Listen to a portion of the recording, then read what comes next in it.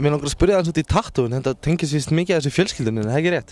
Jú, það er rétt, fjölskyldan skiptir mig miklu máli og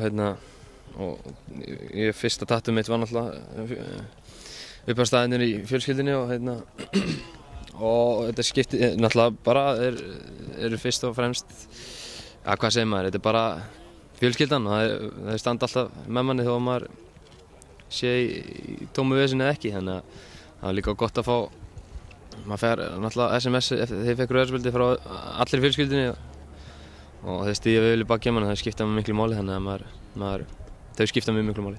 Við tölum við mömmu um daginn, hún sagði að þú væri svona smá mömmustrákur, er það rétt? Já, ég er mömmustrákur, algjör mömmustrákur, við svo hlær þú, það er ekkert fyndið það.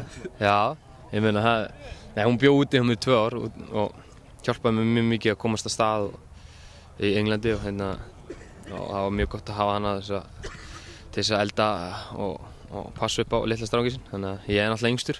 Fólk gleymi því stundum, þó ég hef verið komið bringuári á 15 ára, þá er ég yngstur og verða alltaf yngstur í augum mömmu, þannig að maður er smá mömmustrákur í sér.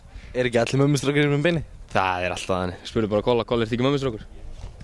Það er svo næs, það á að vera þannig.